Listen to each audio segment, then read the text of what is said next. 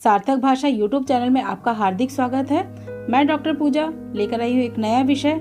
आज का विषय है कक्षा 12वीं हिंदी युवक भारती का कृति पत्रिका प्रारूप 2020। इस वीडियो के अंतर्गत हम लोग प्रश्न पत्र का प्रारूप देखेंगे, यानी कृति पत्रिका का प्रारूप देखेंगे कि किस प्रकार से बोर्ड ने प्रश्न पत्र या कृति पत्रिका का प्रारूप तैयार किया है, कितने अंकों के लिए किस विभाग को रखा गया है। तो चलते हैं आज की वीडियो की ओर। जैसा कि मैंने अभी आपको बताया कि आज हम इस विषय पर चर्चा करने वाले हैं कि कृति पत्रिका का प्रारूप क्या है। सबसे पहले ये देखेंगे कि ये 80 अंकों के लिए है। दूसरी बात, ये 3 घंटे में आपको अटेम्प्ट करना है और किस प्रकार से विभागों का विभाजन किया गया अंकों के आधार पर, अब ये देखते हैं। सबसे पहले गद्य विभाग 20 अंकों के लिए है, पद्य विभाग 20 अंकों के लिए, विशेष अध्ययन 10 अंक के लिए, व्यवहारिक हिंदी व अपठित गद्यांश 20 अंकों के लिए, व्याकरण 10 अंकों के लिए। कुल मिला के जो आपके अंक हो गए हैं वो है 80। आपको 3 घंटे में 80 अंकों का पेपर लिखना है। अब देखते हैं प्रश्न 1 कि प्रश्न 1 कितने अंकों का है, उसका वर्गीकरण किस प्रकार से किया गया है। सबसे पहले विभाग 1 गद्य जो कि 20 अंकों के लिए है, इसमें आपसे 2 आकलन कृतियां पूछी जाएगी 6-6 अंकों के लिए।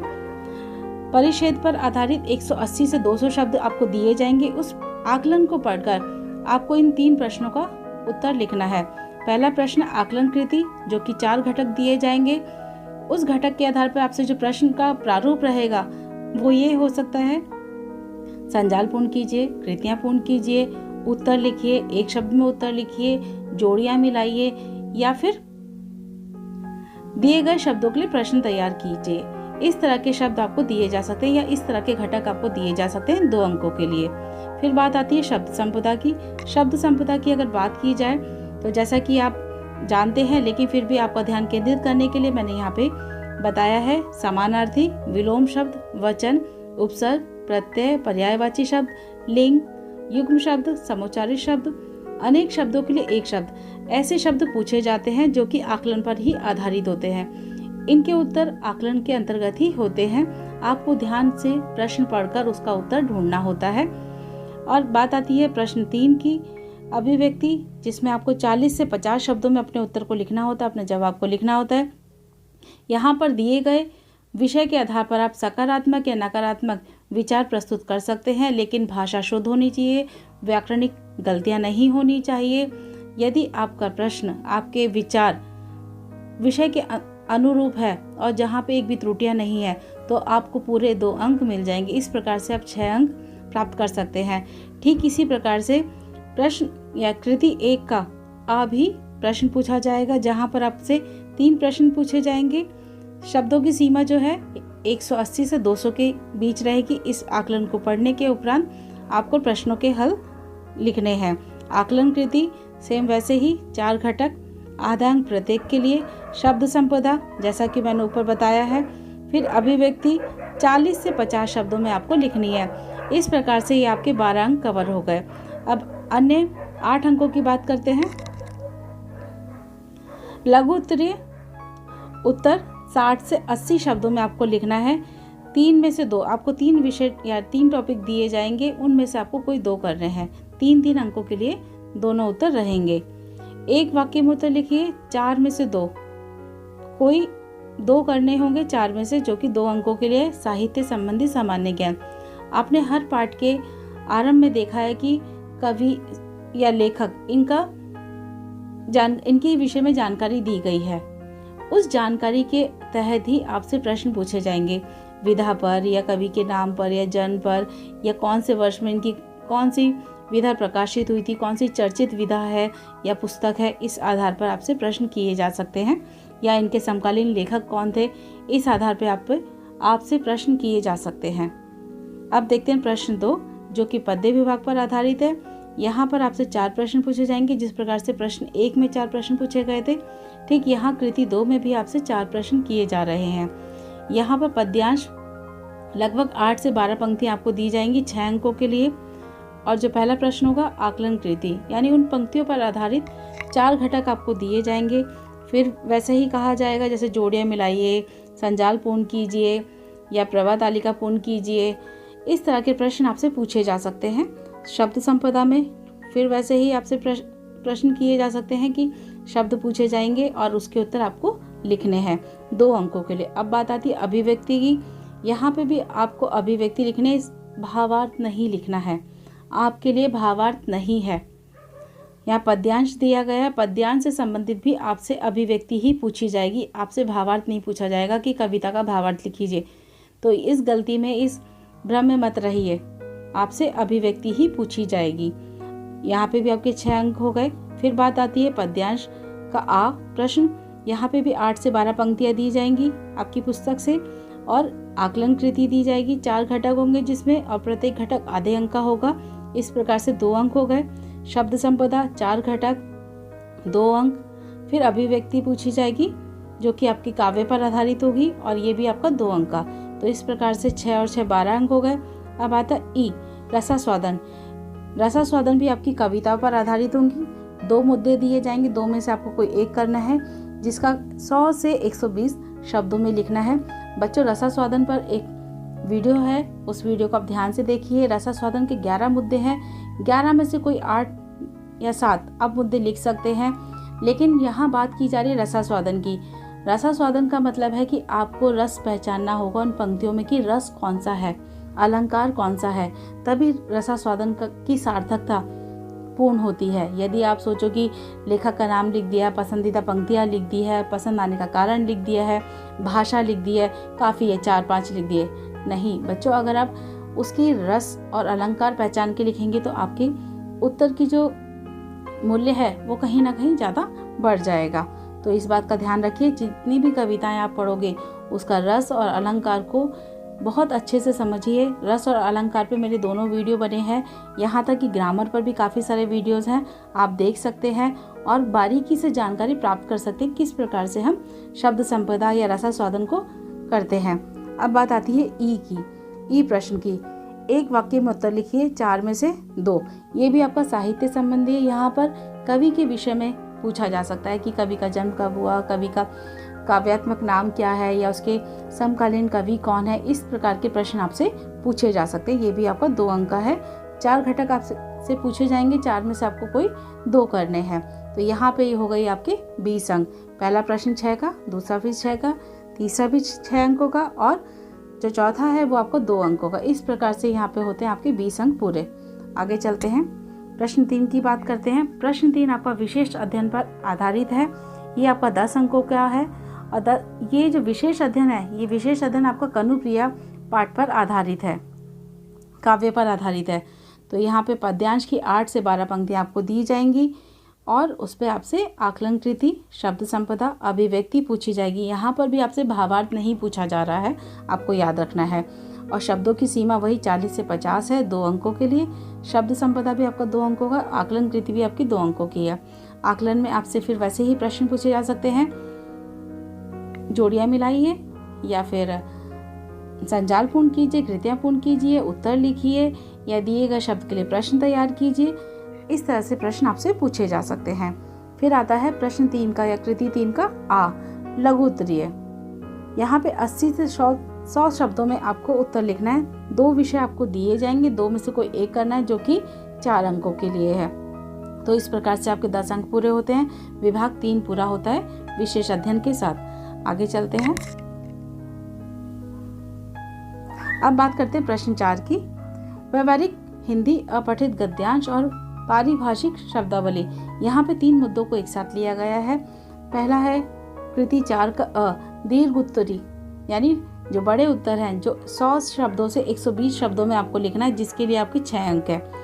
यदि आप इस प्रश्न को अटेम्प्ट नहीं करना चाहते हैं तो आपके पास ऑप्शन है, पर्याय है, उस पर्याय को भी आप कर सकते हैं। परिच्छेद यानी एक पैराग्राफ दिया जाएगा, आकलन दिया जाएगा, उसके आधार पर आपको इन 3 प्रश्नों को हल करना है।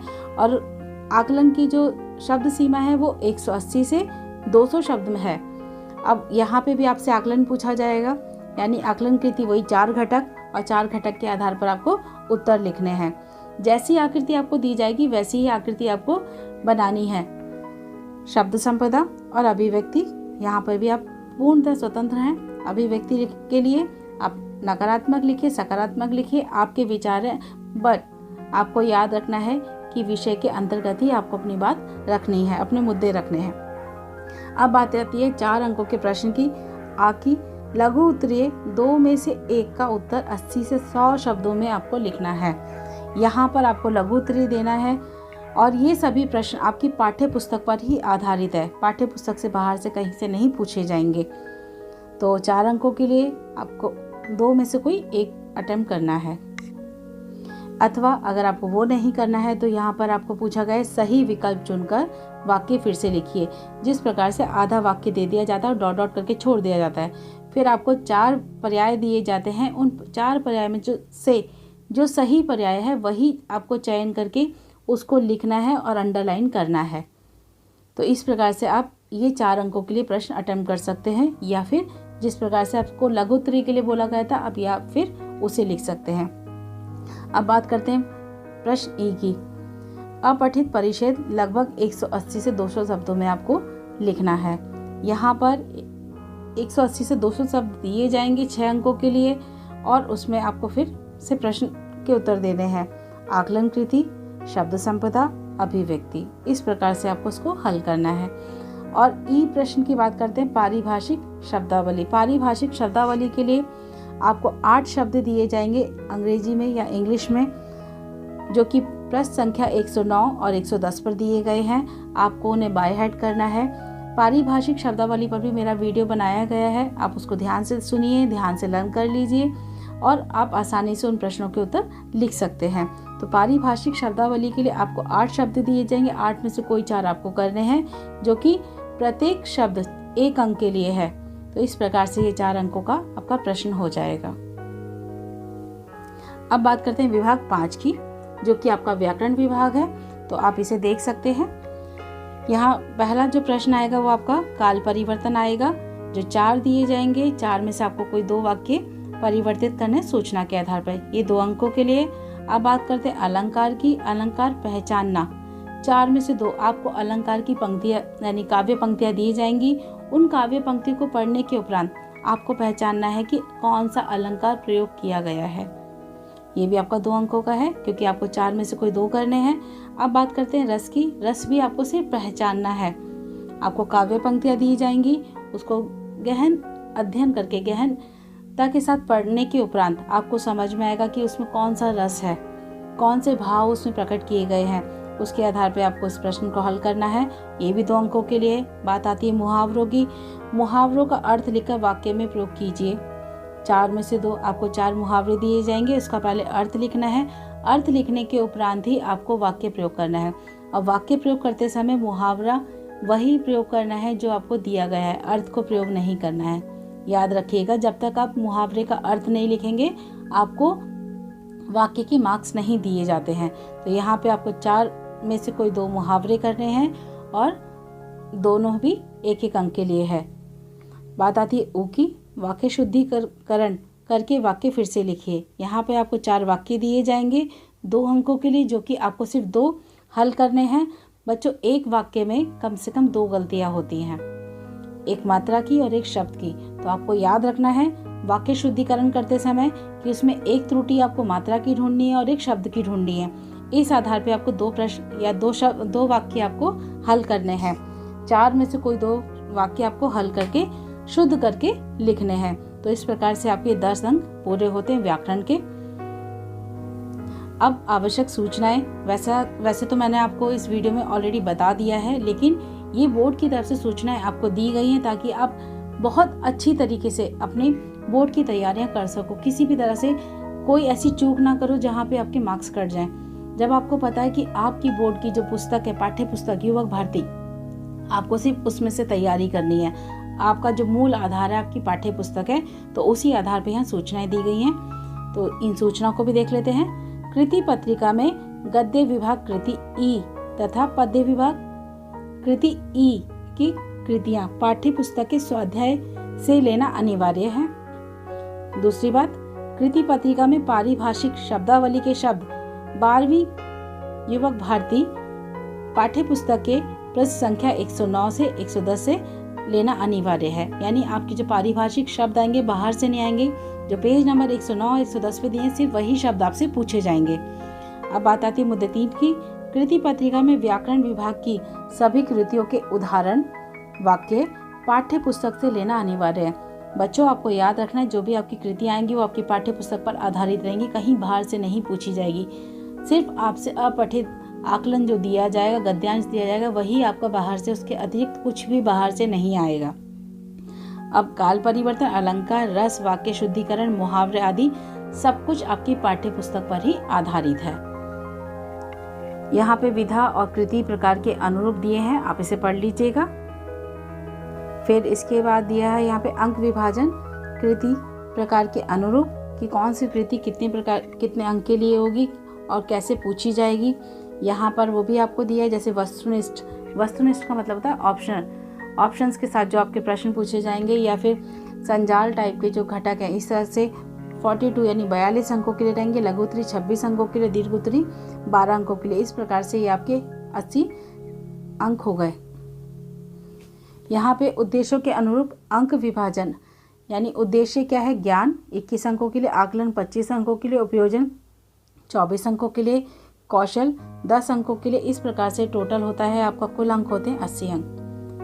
बच्चों, मुझे पूरी उम्मीद है कि आपको यह वीडियो पसंद आएगा। पूरी जानकारी आपके कृति पत्रिका के संबंधित पूर्ण जानकारी आपको मिल गई होगी, और जितनी भी ग्रामर से संबंधित या फिर किसी भी प्रश्न संबंधित जितने भी वीडियो मेरे बन चुके हैं उन सब का लिंक मैं डिस्क्रिप्शन में डाल दूंगी, ताकि आपको विशेष जानकारी प्राप्त करने में कोई परेशानी ना हो और आप आसानी से अपने बोर्ड की परीक्षा की तैयारी कर सकें। इसी के साथ मैं कहना चाहूँगी धन्यवाद। मिलते हैं फिर अगले वीडियो में।